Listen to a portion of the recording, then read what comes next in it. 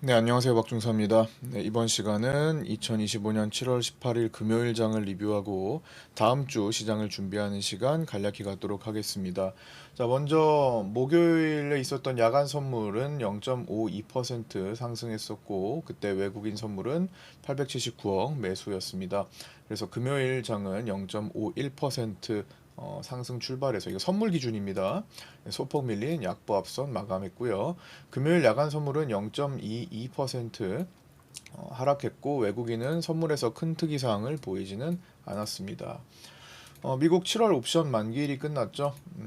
기관들이 주로 이제 롱 포지션을 가지고 있었던 만기일이었는데 무난하게 흐름의 연장선에서 종료되었습니다. 기관들이 콜옵션을 많이 가지고 있었고 또 9월도 9월물 선물로도 좀 많이 매수 쪽을 갖고 있었기 때문에 뭐 그냥 특별하게 큰 출렁임이 있다기보다는 적당히 마무리된 것 같고요. 9월 선물도 아직 개인들의 미결 숏 포지션 비율이 높아서 7월물이 끝났다고 해서 급격한 변화를 주기보다 8월 물로도 적당히 흐름이 연결될 가능성이 현재로서는 높은 상태입니다. 단기적인 조정이 있다고 해도 추세 자체를 크게 전환시킬 정도의 흐름이 쉽게 잡히기는 어려운 수급 구조로 보입니다. 현재 선진국 증시로도 자금이 지속적으로 유입되고 있는 것도 있고요. 미시간대 소비자 심리지수 발표가 있었는데 7월 잠정치는 61.8로 전월 60.7보다 소폭 상승했습니다. 미시간대 조사 책임자는 소비자들이 경기 상황이나 노동시장, 자신의 소득에 대해 기대하는 바가 1년 전보다 여전히 약하지만 최근 2개월간 수치가 개선된 것은 4월에서 5월 관세로 인한 최악의 시나리오에서는 벗어났다고 생각하기 때문이다 라고 언급했습니다. 삼성전자 자사주 매입 신청은 본주 좀 줄여서 90만 주, 우선주도 만주 줄여서 12만 5천 주 신청이 있었는데요. 2시 50분경에 매입을 완료했습니다. 7월 17일 블록딜 콜옵션 거래대금은 65억으로 평균 이하의 수준을 보였고요. 풋옵션 거래대금도 70억으로 평균 이하 수준을 보였습니다. 그래서 이제 블록딜 콜옵션이 잠시 소강 상태, 블록딜 옵션 매매가 잠시 소강 상태에 있는 것으로 보입니다. 자, 파이낸셜 타임즈는 트럼프 대통령이 EU에 최소 15에서 20%의 관세를 부과하려 한다고 보도했고요. 이에 대해 EU는 해당 조치가 실행될 경우 강한 보복 조치를 검토할 예정이라고 언급했습니다. 트럼프 1기 행정부 때 우리나라와 무역 협상을 한 마이클 비먼 전 미국 무역대표부 대표보는 한미 간에 성공적인 합의를 한다고 해도 관세는 15에서 18% 정도가 될 가능성이 크다고 언급했습니다. 다만 그는 품목별 관세를 완화하려면 미국에게 엄청나게 내놓아야 할 것이라면서 자동차 산업을 예로 들었는데 한국이 대미 수출을 스스로 자제하는 수출 자율 규제를 하거나 미국에서 자동차를 만들어 한국으로 수출하면 그만큼은 대미 관세를 덜어주는 방식으로서 미국을 설득할 수 있을 것이라고 협상 방안을 제시했습니다. 트럼프 대통령은 스테이블 코인을 제도권으로 가져오도록 필요한 규제의 틀을 마련하는 지니어스법에 서명했으며 서명식에서 트럼프 대통령은 지니어스법은 달러를 담보로 한 스테이블 코인의 엄청난 가능성을 확고히 하고 실현할 명확하고 단순한 규제 틀을 만든다며 인터넷의 탄생 이후 금융기술에서 일어난 가장 위대한 혁명일 수 있다고 언급했습니다. 자, 일본 참의원 선거 있습니다. 20일 치러지는 일본 참의원 선거에서 이시바 시게루 총리가 이끄는 집권 여당의 과반 의석 확보 가능성이 낮게 점쳐지는 가운데 향후 일본 정치 혼란이 한일 관계에도 부정적인 영향을 미칠 수 있다는 우려가 제기되고 있습니다. 전체 참의원 248석 중 절반과 한 석에 보궐이석 등 총 125석을 새로 뽑는 선거고요. 여당인 자민당과 공명당 연합은 50석 이상이 목표이지만 쉽지 않을 것으로 보이고 있습니다. 집권 여당이 과반 의석에 실패하면 이시바 총리는 사실상 레임덕 상태가 되며 사퇴 압박을 받을 수가 있습니다. 이시바 총리가 한일 관계에 대한 개선 의지를 보였던 만큼 여당이 선거에서 패배할 경우 한일 관계 진전은 지연될 것으로 전망되고 있습니다. 여당이 과반을 획득하지 못하면 소비세 감세 등을 공약으로 내세운 야당과의 연립 가능성이 높아지고 재정 확대 정책이 실현될 가능성이 높다는 관측과 미국 금리 상승의 영향이 복합적으로 작용하며 일본의 장기 국채 금리가 최근 최고 수준을 기록하고 있습니다. 10년물은 서프라임 이후 17년 만에 현재 최고 수준에 달하고 있고요. 20년물과 30년물은 1999년 이후 26년 만에 최고 수준을 보이고 있습니다. 이 같은 움직임 속에 일본이 금리 인상을 단행할 경우 엔캐리 트레이드 청산이 본격화되며 세계 각지에 투자됐던 자금들이 일본으로 흘러들어가면서 증시의 하방 압력을 가져올 수 있습니다. 다만 일본의 금리 인상 시점이 현재로서는 아무리 빨라도 9월이나 연말, 늦어지면 26년 초 정도로 보고 있고 당장 7월 31일 금리 결정 시에는 동결 확률이 90% 이상으로 전망되고 있습니다. 거의 동결로 보고 있고요. 따라서 일본의 금리로 인한 시장 충격은 당장의 우려사항으로 보기보다는 향후 그 시점에 대해 고민할 단계로 보입니다. 자, 이제 국내 증시 이야기로 넘어가 보겠습니다. 자, 국내 증시는 현재 제약바이오의 시장 관심이 주목되고 있는 시기로 봅니다. 코스닥 제약지수는 자, 보시면 코스닥 제약지수는 차트가 요겁니다. 자, 최근에 고가 예전 거 제외하고 최근에 이제 52주 신고가 직전 고점을 이제 돌파해서 공간을 살짝 열고 있는 그런 그림이죠. 네, 직전 고점 돌파 후 상승세에 놓여 있고요. 코스피 제약 지수도 조금 약하긴 한데요. 자, 조금 무겁고 약하긴 한데 그래도 아직 직전 고점 추세는 넘어가지는 못했지만 일부 대형주의 자금이 들어오며 돌파 기대감을 높이고 있는 모습입니다. 최근 강세를 이끈 종목으로는 기존 파마리서치, APR 등 K뷰티, 바이오에 이어서 알테오젠, 펩트론, 리가켄바이오, ABL바이오, D&D 파마텍 등이 있었습니다. 이건 코스닥, 코스피 다 합쳐서예요. 그리고 이제 최근 기대감이 붙은 종목으로는 유한양행, 한올바이오파마, 대웅제약, 셀트리온 제약, ST팜, 현대약품, 국전약품, 제넥신, 이뮤논시아 등이 현재 이제 기대감을 높이고 있는 것으로 보입니다. 금요일장을 종합해 보겠습니다. 개장 직후에 자, 선물로 차트를 옮겨 놓고요. 자, 다시 9월물 분봉으로 좀 볼게요. 자, 이런 흐름이었었죠. 처음에 초반에 내려갔다가 자리 잡고 반등하면서 마감. 개장 직후에는 외국인이 선물을 시장가로 사고 팔며 평소보다 좀 더 흔들었고요. 이내 매도세가 앞서고 위클리 옵션, 개인콜이 많아지며 시장은 일정 부분 밀리기도 했으나 이내 월물 선물 옵션 쪽에서는 반대로 수급이 받쳐지고 삼성전자 강세로 인해 제한적인 하락세를 구축하고 또 일봉 추세에 의해 반등으로 마감될 가능성을 보면서 시장을 살펴봤습니다. 딱히 깬 자리가 없었기 때문에 그 추세를 이어가려는 성질이 분명히 있기 때문에 크게 폭락할 만한 단계는 아니다라고 생각한 거죠. 결국 점심 시간쯤에 당일 38.2%, 자, 피보나치 382, 자, 요 지점이었습니다. 당일 피보나치 382 지점. 자, 여기에 걸치면서 제한적인 하방, 즉 약하방을 유지하던 시장은 후반부에 현재 우리 시장의 추세를 보여주는 추세를 살리는 반등세가 나타나며 당일 50% 선까지 올라오면서 마감했습니다. 자, 요 내용을 이제 시간대별로 그날 금요일에 이제 실시간으로 어떻게 풀어갔는지 우리 정규 회원반인 파생반 텔레그램 9시 5분부터 12시 25분 점심시간 들어가기 전까지를 함께 살펴보는 시간 갖도록 하겠습니다. 이거는 당일 오전에 시장 흐름을 체크했고 그 기록을 점검하는 시간입니다.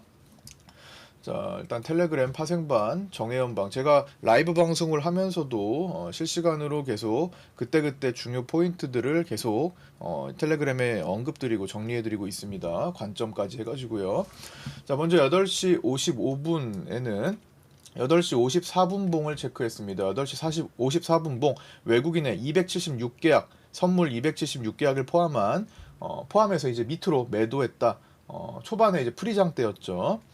그리고 프리장에서 선물을 팔았던 외국인은 9시 2분 기준 다시 매수로 전환하며 본장을 시작했습니다. 이거는 장 초반에 시작하면서 확 올랐던 돌파했던 건데 이게 이후에 선물을 매수했다가 바로 매도하는 식으로 외국인들이 선물을 시장가로 굉장히 흔들었던 것으로 포착이 돼서 바로 꺾였습니다. 순간적으로 뭐 434.4까지 순간적으로만 갔다가 꺾였던 거죠. 그래서 9시 1분 봉은 분명히 기준 양봉 역할을 할 수 있었던 거고요. 그러나 이제 변동성 자체가 크니 주의해야 된다라는 말씀을 바로 드렸고, 외국인은 대량 거래를 일으키며 샀다 팔았다, 대량 물량을 가지고 샀다 팔았다를 평소보다 조금 더 진행했고, 트레이딩이 거칠게 나오고 있다라는 것을 9시 5분에 체크를 해서 이따가도 내려갔다가도 또 많이 또 끌어올리고 막 이런 것들을 반복할 수 있음을 이제 언급을 드린 거고요.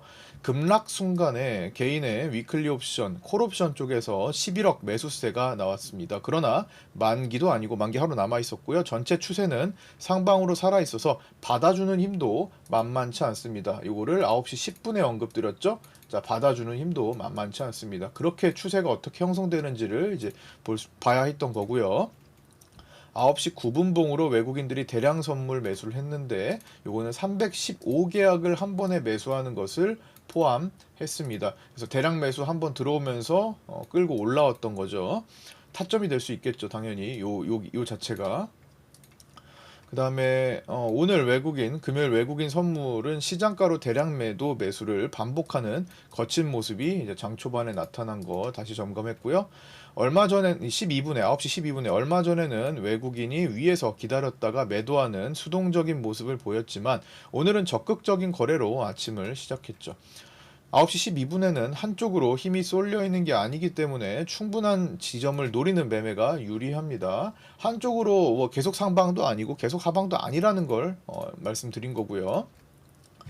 그 다음에 수급 체크했고 9시 18분에는 아침 시간에는 외국인은 선물을 위아래 다 시장가 대량 매수를 적극적으로 보이고 있다. 다시 한번 점검했습니다. 계속 그때까지 반복되고 있었다라는 거죠. 그러니까 적당히 또 올라가면 또 내려갈 거다라는 것을, 그리고 또 개인들 위클리 옵션, 콜 옵션으로 좀 쏠리고 있는 구간이기 때문에 조금 더 내려갈 것을 언급을 드린 거고요.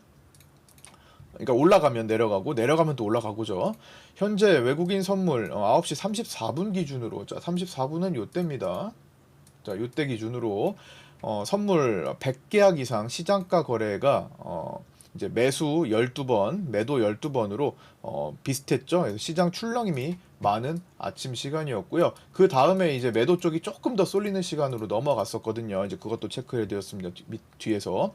자, 그러면서 오전 9시 35분에 외국인은 옵션 양매도 성향을 유지하고 있었습니다. 이제 종가상으로는 외국인들이 콜옵션 매수로 끝이 났지만 이 당시 장 초반에는 외국인들이 옵션 양매도 성향을 보이고 있었고요. 9시 44분에는 바닥권에 있는 2차전지 업종이 강세라는 것을 언급드렸습니다. 에코프로 시리즈가 괜찮았죠. 그다음 포스코 시리즈, 포스코 퓨처엠을 중심으로 돌리는 모습이 나타났고요. LNF 등도 강했습니다. 자, 그 다음에 10시 9분, 10시 10분에 체크한 겁니다. 현재 외국인은 선물 100계약 이상 시장가 거래가 많은데 매수 12번, 아까랑 똑같죠. 그 다음 매도 17번으로 5번이 늘어서 시장 출렁임이 많은 아침이나 약간의 매도가 조금 더 많이 잡혀 있었죠. 그래서 금요일은 외국인의 장 초반 시장가 대량 거래가 평소보다 거칠게 나와서 시간대별 추적 안내를 몇 번 더 체크해야 될 것 같다는 언급을 드렸고요. 외국인은 다시 선물 매도로 전환된 시간이었습니다. 10시 11분에 10시 11분에 매도로 전환된 시기, 자 이때였죠. 그래서 추가 하락 가능성에 대해서 염두를 좀 해야 되겠다라는 언급을 뒤에 드렸는데, 일단 먼저 삼성전자 주요 매물대 10개월 동안 계속 반복하는 매물대고, 요거는 이제 65,000에서 65,200 매물대를 넘어갔다라는 것을 말씀드린 겁니다. 그 다음에 오늘 시장 하락세 영향이 미치는 것은 위클리 옵션 개인 콜이었고요. 초반에는 개인 콜이 많이 쏠려 있었습니다.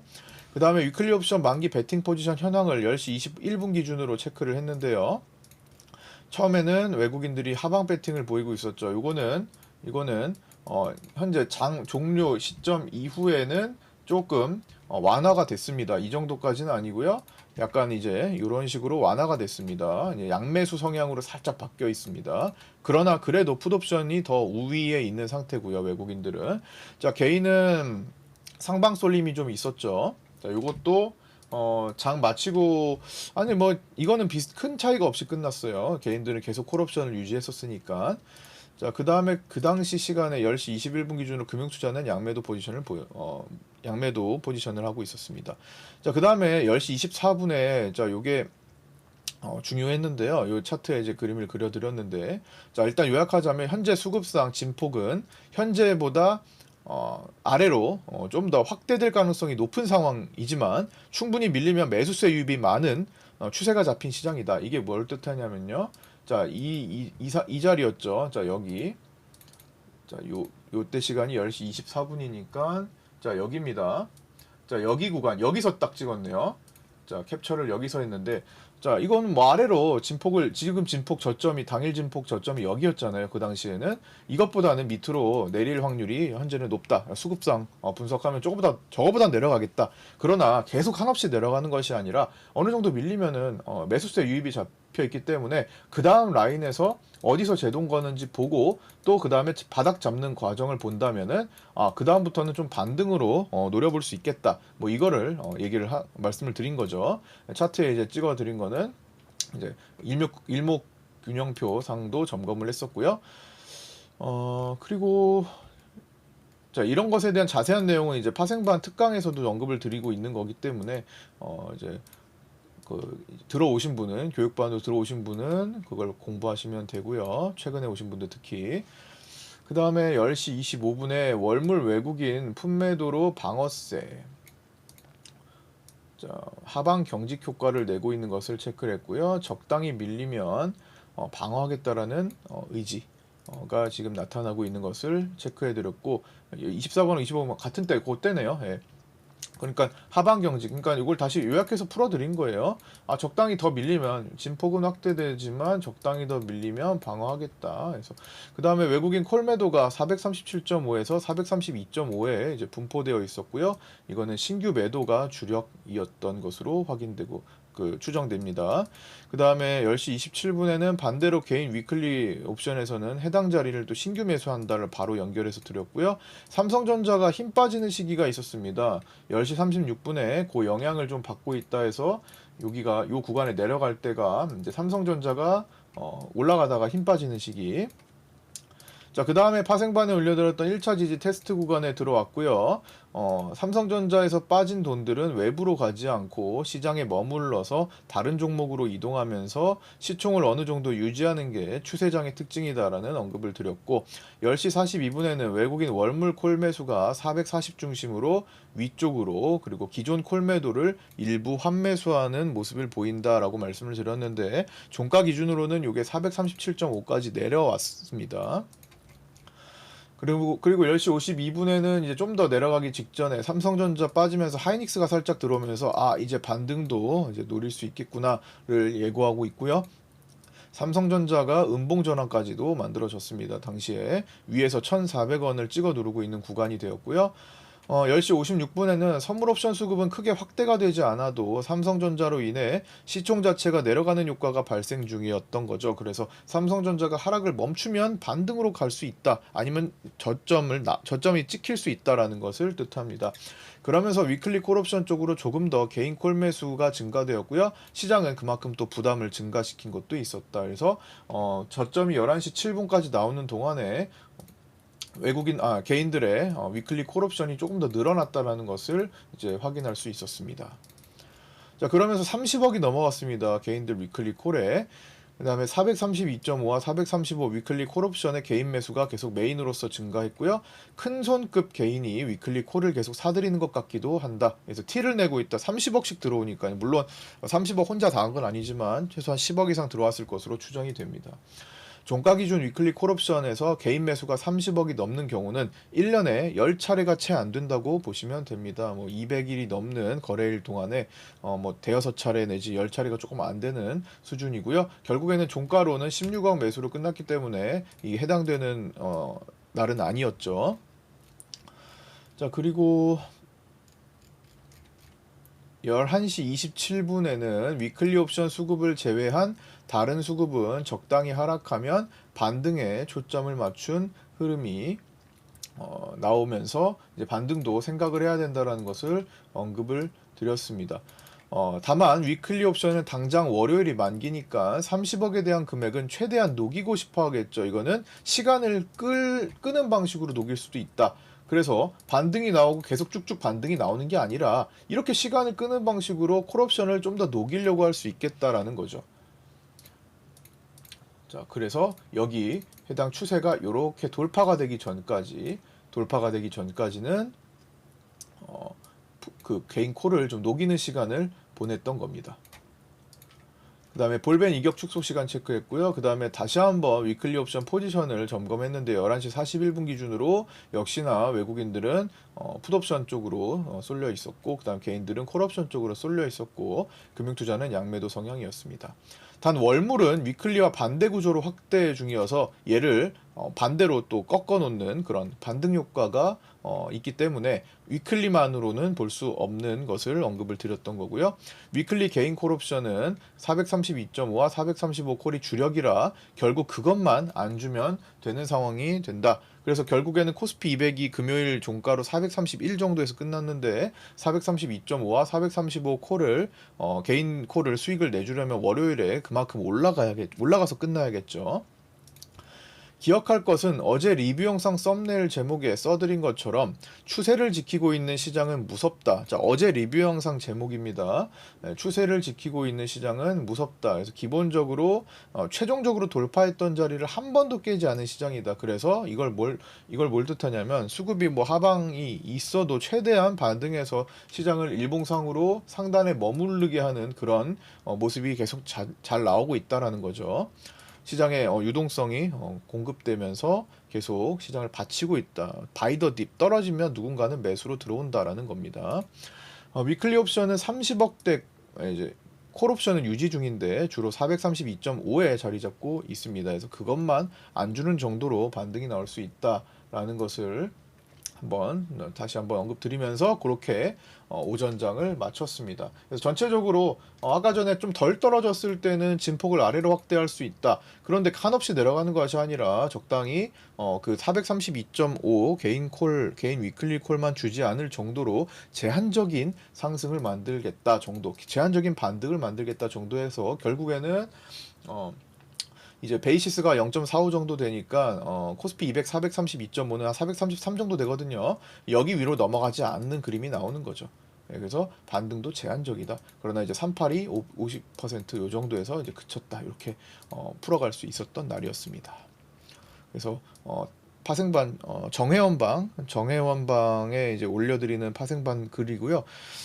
구독자방도 일부 올려드리긴 하지만 정회원방에 한 뭐 10에서 20% 정도, 많게는 뭐 25% 정도의 글만 같이 공유해드리고 있고요. 대부분은 파생반 텔레그램에 필요한 내용들을 실시간으로 계속 전달해드리고 있습니다. 제가 방송을 하면서 이걸 하기 때문에 굉장히 정신이 없어요, 장중에는. 그래서 각자 파생반에 계신 분들은 텔레그램 켜놓고 매매하는데 이제 점검 같이 한번 이제 체크해 보시고요. 방송도 같이 들으면 좋겠죠. 그래서 제가 라이브 방송은 지금 8년 넘게 계속 매일마다 진행하고 있으니까 최근에 오신 분들 어떻게 하는지 잘 모른다 하시는 분들은 일단 구독하시고 그 다음에 구독자 텔레그램방 들어오시고 그 다음에 구독자 전용 네이버 카페에 초대받아서 들어오시고 검색해서 안 나오니까 현재 영상에 댓글 보시고 그 댓글에 안내되어 있으니까요. 그거 보시고 신청하셔서 초대받으시면 되고요. 그 다음에 뭐 정회원에 계신 분들은 정회원방에 들어와서 계신 분들은 같이 텔레그램까지 실시간으로 계속 점검을 하면서 방송도 같이 가능하면 같이 하면 좋겠다. 여건이 되신다면요. 그렇게 말씀을 드리고요. 그 다음에 생존 트레이딩 데이터점은 어차피 이거는 네이버 카페 매매일지 올려주신 분들 공부할 때, 즉 방송 후반부에 장 마친 시간에 함께 이제 공부하는 시간으로서 이걸 점검하고 있는데, 그냥 제가 쭉 정리해 보면요, 그날은 9시 1분과 2분에 좀 혼동이 있었죠. 일단 올렸다가 내렸으니까 그때 이제 돌파할 때 매수와 그다음에 이탈할 때 매도가 동시에 이루어져야 됩니다. 생존은요 반드시 이익만을 얘기하는 것이 아닙니다. 내 상황이 달라졌을 때 어떻게 잘 끊어내느냐, 손실을 축소해서 끊어내느냐도 생존과 직결돼 있죠. 그래서 이런 것들은 타점이 됩니다. 매수했다가 매도를 했어야 되고요. 매도해서 이제 숏 포지션으로 스위칭 되느냐, 뭐 이런 것들은 그 다음 얘기죠. 그 다음에 9시 4분에 여기 하향 돌파, 그 다음에 여기 잡는 거, 그리고 이제 여기 아까 하향 이탈됐던 자리, 그 다음에 고개 추세를 형성하는 곳, 자, 연결 추세를 형성하는 곳, 그런 지점들이 다 롱과 숏에 타점이 되고요. 그 다음에 쭉 넘어가서 여기 이제 하향 이탈하는 자리, 아까 관점 드릴 때 저점은 깰 수 있겠는데 진폭 확대를 밑으로 만들 수 있겠는데 했던 요 하향 이탈 자리, 그 다음에 거기 막혔던 자리, 여기 돌파 자리, 분봉, 음봉을 양봉으로 돌파하는 거죠. 자, 여기 다 타점이 되겠죠. 근데 여기 V턴 자리, 그 다음에 아까 전에 추세랑 연결되는 요 자리가 이제 38이랑 만나는 자리, 다 이제 보면 38.2 자리만 올려드렸죠. 그 다음에 이제 2시 27분 돌파봉 자리인데요. 그거 돌파봉 만들기 전에 한번 여기 추세가 하나 더 있습니다. 방금 전에 좀 전에 언급드렸던 여기 추세 돌파 자리가 자, 요 지점 해가지고 1시 56분 정도 추가하면 되겠네요. 이런 자리들을 점검해 보는 것은 일단 지나간 상태에서 내가 그 당시에 갔으면 이런 점들을 생각해 봤어야 되겠네. 복귀를 해야 다음에 뭔가 하나라도 내가 보는 시각이 좀 넓어질 수 있겠죠. 그래서 반드시 끝나면 점검을 하는 시간을 가져야 된다고 생각합니다. 저항이 돌파되면 일단 지지 역할을 하고요. 지지가 이탈되면 일단 저항 역할을 하는 것은 기본입니다. 전일 혹은 최근 가장 중요했던 자리는 오늘도 영향을 미치기 쉽다. 그리고 특히 돈을 썼던 자리에 주목하자라는 거고요. 중첩 자리, 빗각 추세와 피보나치 체크, 구름대, 볼벤 상하단 등은 필수 보충사항이 되겠죠. 자, 하락 조정이 시작된다면 단계적으로 체크해야 할 자리를 반복 복습하고 있습니다. 일단 일봉 추세가 이어지고 있기에 추가 상승 자리는 440과 448에서 450 정도를 보고 있는데요. 이런 것들을 염두에 두고 보는 중이며 448에서 450 자리는 지금의 매물과는 관계없지만 하도 오래된 거니까 21년도니까 21년 6월 코스피가 최고점을 찍었던 3316포인트에 해당하는 지점입니다. 선물 환산해가지고 그 정도 될 것 같고요. 그 다음에 이제 조정 시에는 424.5 부근의 고가 돌파 자리가 너무 중요해요. 여기 안 깨고 있습니다. 첫 번째 단계를 깨지 않고 있어요. 이때도 지켰죠. 깨지 않고 있다. 이걸 깨야 그 다음으로 넘어가죠. 그 다음이 이제 13포인트 밑으로 411.6 김광석 일어나 자리, 제가 일어나를 부르면서 시장이 올라갔던 자리, 그 자리에 일단은 시장이 몇 번 이곳 지지를 받았고요.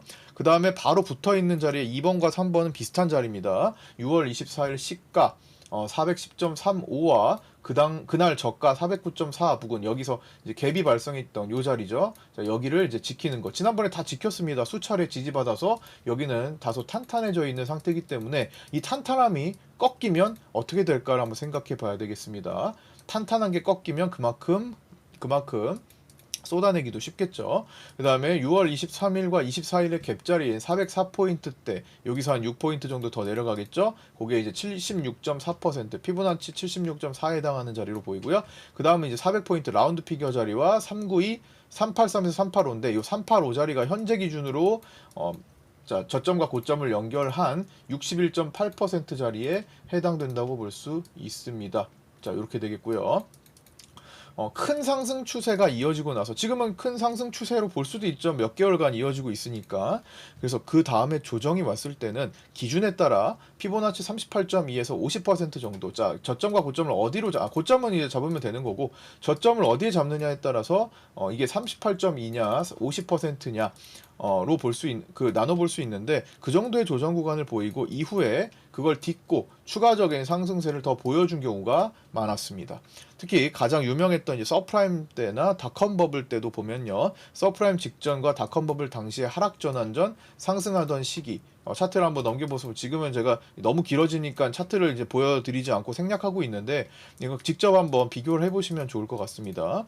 서프라임 직전과 닷컴 버블 당시 하락 전환 전 상승하던 시기에도 피보나치 382와 50% 자리 정도까지는 눌렸다가 재차 두 번째 상승 파동을 만들면서, 나중에 사람들이 도저히 이제 숏을 생각하지 않을 때, 이제 하락은 없다라고 생각할 정도로 올라가는 그림이 계속 이어질 때쯤부터 이제 꺾이기 시작하면서 시장은 흐름을 바꾸는 그런 그림을 많이 보여주기도 했었죠. 이거는 정말 100년 전에 이제 대공황, 미국 대공황 때로 돌아가도 마찬가지 기술적인 흐름을 보이곤 했습니다. 자, 마감하겠습니다. 삼성전자는 외국인들이 593만 주를 매수했고요. 연속 4거래일 대량 매수로 외국인이 보유 비중이 50%로 회복했습니다. 자사주 매입 신청은 본주 90만 주를 2시 50분경에 매입 완료했고요. 삼성전자 주요 매물대 거의 1년 가까이 반복하고 있는 자리죠. 65,000에서 65,200 돌파 이후 공간이 열리면서 다음 매물대 69,000원에서 7만원을 도전 중인데 그 사이에 480 이동평균선 저항대에 걸린 모습입니다. 삼성전자 차트를 잠깐 보면요. 자, 이렇게 지금 돌파해가지고 다음 공간을 열러 가는 과정에 481 이평선에 걸려 있는 거죠. 그래서 살짝 조정을 받다가 재차 갈 수도 있는 거고, 그 다음 상황은 이제 여기서 이제 막혀서 한동안 또 시간을 또 끌 수도 있는 거고요. 아니면 그냥 날리려면 얘를 일단은 단기에 돌파를 해야 돼요. 결국엔 막혔다가 돌파하면 그 자리는 이제 안착하면서 지지가 될 수 있으니까 일단 저기서 어떻게 소화하는지. 일단 야간 선물이 빠졌기 때문에 뭐 월요일에는 살짝 조정 구간을 보일 가능성이 또 생기겠죠. 그래서 그거를 극복을 어떻게 하는지를 봐야 될 것 같습니다. 자, 외국인 수급은 선물에서 3,127억 매수가 나왔고요. 오후장에 매수세를 회복했었죠. 이렇게. 그다음에 외국인 9월물은 단독 매도가 이제 현재 누적 2조 5천억 정도 넘는 수준이고요. 여기에 이제 야간 선물 매도가 소폭이 있어서 이상이라고 표현했습니다. 그다음에 장기 선물 롤오버를 포함한 장기 선물도 매도세를 계속 유지하고 있고요. 프로그램 비차익은 566억도 매도가 나오면서 작년 고점을 찍고 터닝했던 24년 7월 12일 기준으로 약 1년 간 매도 누적이 26조 8,636억 원을 기록하면서 또 27조 원 기록을 또 세우기 직전 단계까지 놓여졌습니다. 환율은 이거는 프로그램의 포지션이라고 말씀드렸습니다.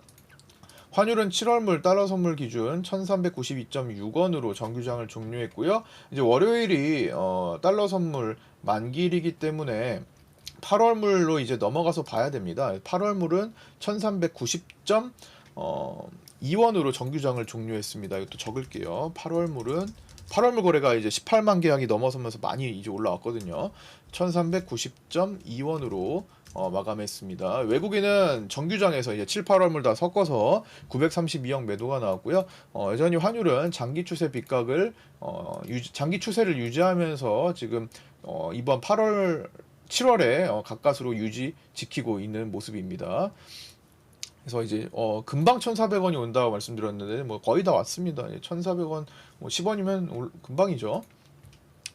그다음에 변동성 지수는 5.7% 하락한 20.50으로 마감을 했고요. 20포인트 위에서는 언제든지 고변동성 장세 그리고 고진폭 변동성이 폭발할 수 있으나 지금은 변동성 지수가 축소되고 있는 시기이기 때문에 좀 이렇게 진폭이 편안하게 장중에 자세히 보면은 흔들림이 많지만 크게 일봉으로 보면은 별거 없네. 그렇죠. 일봉으로 보면은 정말 평온하고 무난하네. 이런 그림이잖아요. 근데 400포인트가 넘어서니까 요 안으로 이제 쪼개 보면은 세부적으로 보면은 출렁임이 이제 거칠게 나타나고 있는 거죠. 자, 다음 주 증시에 영향을 미치는 주요 일정입니다. 한국과 미국 모두 실적 발표 시즌이고요. 7월 20일 월요일은 위클리 옵션 만기일, 달러 선물 만기일, 그다음에 중국 LPR 금리 결정, 그다음 미국 경기 선행 지수와 베일리 BOE 총재 연설 예정되어 있습니다. 7월 22일 화요일은 우리나라 생산자 물가 지수 발표있고요. 우에다 BOJ 총재 발언, 파월 연준의장, 미셸 보우먼 이사 발언도 예정되어 있습니다. 그다음에 파월 연준의장은 기조연설이고요. 그다음 코카콜라 실적 발표가 미국 장전에 있고요. 7월 23일 수요일은 유로존 소비자 신뢰지수, 미국 기존주택 판매, 그다음 트럼프 AI 관련 연설이 우리나라 시간으로 밤 11시에 예정되어 있는데 이거는 변경될 수 있습니다. 삼성바이오로직스, 삼성물산 등 국내 주요 기업 실적 발표 있고요. 미국 장후에는 알파벳과 테슬라 등의 실적 발표가 있어서 목요일 우리 위클리 옵션 만기일로 연결되는 요 실적 발표가 정말 중요한 것으로 보입니다. 7월 24일 목요일은 위클리 옵션 만기일 그리고 우리나라 2분기 GDP 성장률, 그다음 기업 경기 및 심리지수, 소비자 동향 조사, 유로존 제조업 서비스업 PMI, 미국 신규 주택 매매, 제조업 서비스업 PMI, 그다음 시카고 연은 국가활동 지수, 신규 실업수당 청구 건수 등이 예정되어 있습니다. 그다음에 ECB 금리 결정이 있고요. 라가르드 ECB 총재의 연설도 예정되어 있습니다. 그래서 알파벳 실적 발표, 테슬라 실적 발표 이후에 24일까지 굉장히 거친 움직임, 금요일까지요. 금요일 아침까지 거친 흐름이 예정되어 있고요. SK 하이닉스와 현대차, 기아 등 국내 주요 기업 실적 발표도 있고요. 그날 밤에, 목요일 밤에 미국 장후 시간에 인텔의 실적 발표도 예정되어 있습니다. 그게 금요일까지 이제 연결돼서 영향을 미치겠죠. 금요일에는 뭐 중 시간 이후에는 이제 큰 건 없는데 LG전자와 현대모비스, 두산 등 실적 발표가 예정되어 있습니다. 자, 이렇게 다음 주가 준비되어 있고요. 다음 주에는 어쨌든 7월 미국 만기가 옵션 만기가 끝났기 때문에 뭐 살짝의 조정 구간이나 출렁임이 있을 수 있기 때문에 그런 점들은 좀 고려하면서 봐야 될 것 같습니다. 자, 남은 주말 시간 잘 보내시고요. 저는 월요일 아침 8시 20분에 유튜브 라이브 방송에서 찾아뵙도록 하겠습니다. 구독과 좋아요, 알림 설정도 부탁드립니다. 감사합니다.